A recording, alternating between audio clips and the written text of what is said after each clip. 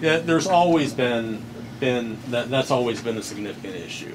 I think, however, and looking at the 2010 election, I think that people are really starting to get it, and the debt ceiling negotiations. I think people are starting to get that we really are on an unsustainable track. So the dichotomy is still there, but something is starting to change. It is. I think it's moving in the right direction. We talked to Nick Gillespie from Reason Magazine yesterday. He's written a book about this very thing, and Chip, he says this is the libertarian moment that he agrees with Jonathan. This is a moment where people are starting to rethink this idea, which maybe they've been brainwashed or raised to believe, that we need a powerful, dominant federal government, that chaos would break out if things were left to the states or to local communities. Well, I will say this. I think it is a libertarian moment. They have an incredible amount of momentum right now. I mean, I just yesterday was at a local establishment and talking to some folks, and it was amazing to me the passion that came from the libertarian perspective that I was speaking with at the table. I mean, there was just a certain amount of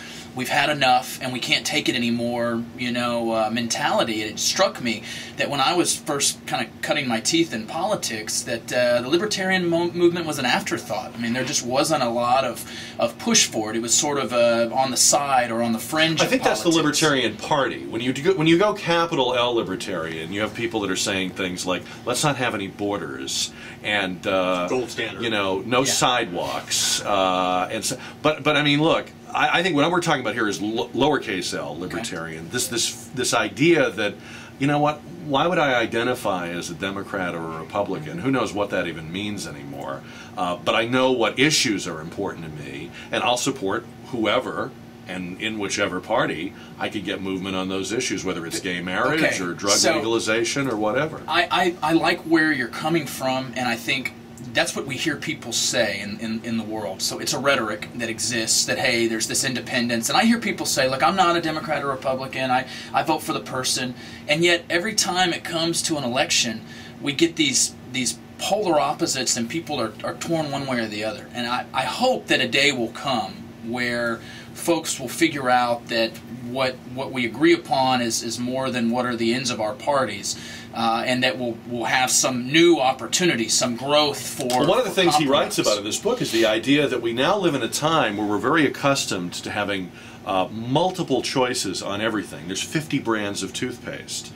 Everything's changed in that regard except politics. There's still two parties. You go to vote, and there's still only two names and maybe one crazy person on the third line. But I mean, right? I mean, how is it that politics, the party political system, has escaped this revolution largely driven by the internet, Yami, where everything else is all about people choosing when they watch television and deleting the commercials, and in every other aspect of our lives we are accustomed to and demand choice. You know what, and I think a lot of it just goes back to money. I'm sorry. Whoever has the money has the parties, they control it. So the system is rigged for a two-party structure. I believe it is, but I think now we're being allowed more and more to say, you know what, I don't like that box. I'll write in my own on the side of the box. I don't want to check the box off anymore. You're right, but what else it is, I think, is a safety net for the electorate. To some extent, and having spent a great deal of time trying to get in the minds of voters, it is a challenge because folks want the simple 5-second spot, and they want to be able to put their values or their principles into one box or the other, and make it real easy for them to pick one or the other. So having the two-party system has always been real efficient for that. And what we're finding is that today's issues and today's candidates are a lot more complex than that, and there are a lot of varying degrees. And hopefully we'll get to a point where we do get those kind of 50 But isn't part of the problem also toothpaste. that the two parties really aren't a choice anymore? In other words, on issue after issue, you get the feeling, and it's why I think we've ping-ponged back and forth just in the last few election cycles. We keep going back and forth between the Democrats and the Republicans because, quite frankly, they're starting to look like one party with two brand names. And that's a real, that kind of takes that model that may have been true in the past about the simplification. This is the working man's party. This is the businessman's party. This is the party of women. This is the party of men. I don't really think people are falling for that anymore. Well, I hope. What do you do now?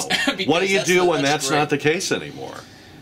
Well, at that point, I think you'd start to have a real opportunity for an independent to get elected. And that's, but does that I don't know that independent we're run? there yet. I've had people tell me I'm an independent, but I had to run in one of these parties because there's no other way to do it. I can't get elected any other way. And then not only that, but once you get there, you're immediately dependent upon raising enough money to get reelected. And so you've got these party bosses who are telling you have to do certain things. Be a good Democrat. Exactly. Or a good Republican. I think it works both ways. Right. But so the key to solving that is to find a way to be independent. I was just telling someone the other day, and I know this is somewhat of a difficult example, but how great would it be personally to be a Lieberman up there, where you've been a part of one party, you switched over, you left, and you're truly an independent voice at this point, and that nobody can tell you what to do. You can pretty much do it. You're not tied to anything. It took him forever. He had to spend his whole life in one political party, eating its you-know-what, to finally and he's at the tail end of his career, Jonathan, really. He made that break at a time when there was really nothing left at stake for him. The system is rigged, as you said, but it was rigged by our founding fathers for a good reason. If you go back and read the Federalist Papers and the concerns about factionalism, there's a reason why we have two parties, we have a two-party system. And it drives the politics towards the center, which makes it difficult to have big changes. But those changes do happen, and I think if you look at the last election, I mean the needle is moving. I mean the national discussion now is not, should we address the debt problem and the size of government and the scope of government? How do we do it? And we're engaged in a national debate about this, which is a healthy national debate. And we're going to have another election in a year and a half that's going to decide that issue. But are we really going to have two candidates, Jonathan, when you look ahead into the future, honestly now, that are really going to offer two completely different... I guarantee you that Barack Obama is going to promote... is going to represent one worldview, and the Republican candidate is going to be the anti-Obama. Would you like to take a bet on that?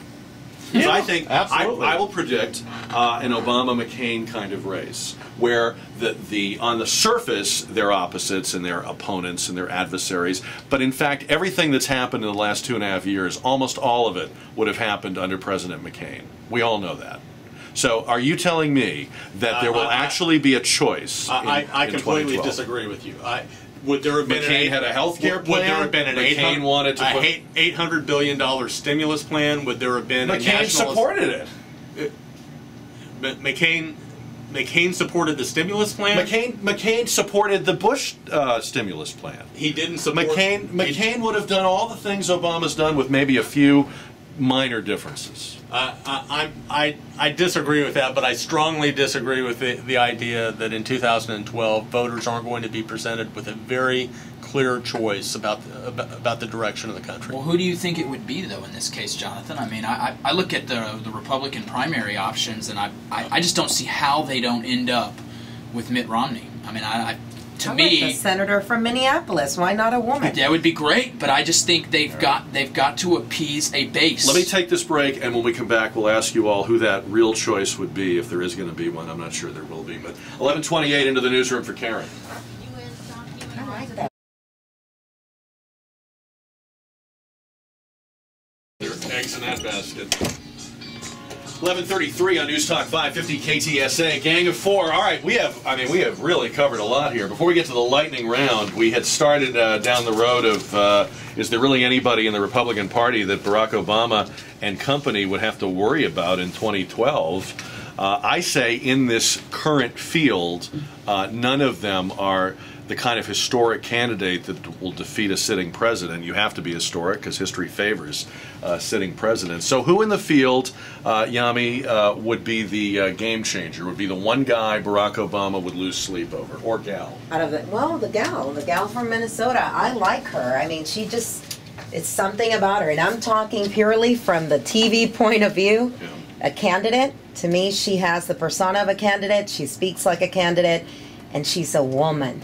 She had a great moment yesterday. She was doing a radio show, and a guy named Vin Weber, who was a Republican congressman, made a really stupid remark about her, basically saying that she had sex appeal. And there were really two ways she could have handled it. She could have gone on her high horse and done the whole, you know, Virginia Slims, we've come a long way, baby. Instead, she made a joke of it. She said, you know, I'm 55 years old. I've had all these children. That's a great thing. If I've still got sex appeal, that's a great thing. And that was the kind of moment that made me think, this is a serious candidate in that she is able to think on her feet and have that kind of an answer.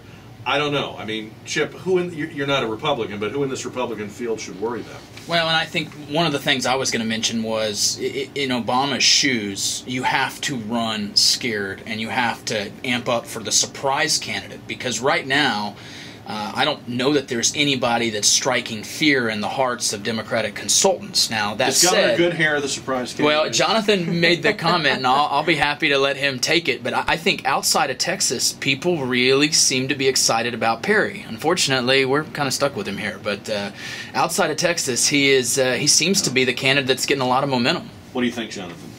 I think it's still early. I think it could be Romney. He's definitely got to sharpen his message.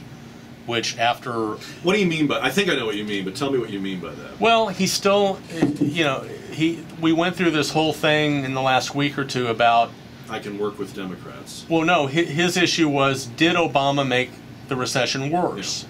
And he said it. Yeah. He said it in the debate. And then they asked him about it, and he said, well, no, that's not really what I said. And he clearly said it. Yeah. And there's things like that, and there's things like his defense of the Massachusetts healthcare plan. He's definitely, if he hopes to be a contender, he's got to hone his message. But it might be Romney. It might be Perry. It might be Perry. How do you think he holds up, though, on a national stage? I think he's had a free ride here. I really do. Totally. A free ride in... I think the media coverage of Rick Perry has bordered on making out. I cannot believe what he's gotten away with here. Oh, you mean on the national in stage? Texas? No, in Texas. I think it's exactly the reverse.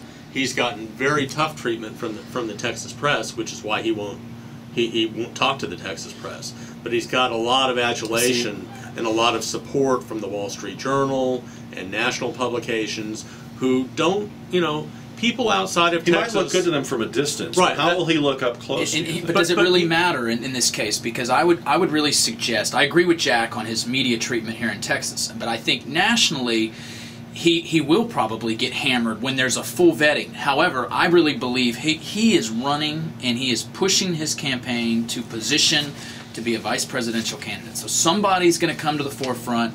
He can slide in. And let's face it, the vice presidential candidate is almost always somebody who gets pounded. But they can be effective at getting you to that magic number that gets you elected. And he may play that role very well. That may end up being the case, but that's not what's motivating Rick Perry. Rick Perry is not, if he goes in, he's not in for vice president. And does anybody run for vice president? Really, I don't know if anybody. I don't know. I think some people will want to be on the national stage, but Perry, you know, outside of Texas, people aren't concerned with Trans-Texas Corridor or Perry's veto of a property rights bill, or about Gardasil, or about stacking the boards and commissions with his appointments. Or they're not really interested in that. What they are interested is the Texas economy and job creation, and that's what they're looking at in Rick Perry. You know what? During the Naleo convention, and granted, you know, a lot of people seem to be Democrats during that luncheon that I sat at, and you could hear, I mean, they were eating and you could hear the silverware. The spots where they were supposed to clap, laugh, everything else, nothing. It was dead silence. When we went looking for people to talk to, even the Republicans that were there said, you know what? We're going to be looking at education in Texas and what's happened here with Rick Perry. The wild card candidate who I would throw in there would be New Jersey Governor Chris Christie, who has, like Perry said, he's not, actually, unlike Perry, he hasn't said he's thinking about it, but he has said he's not interested.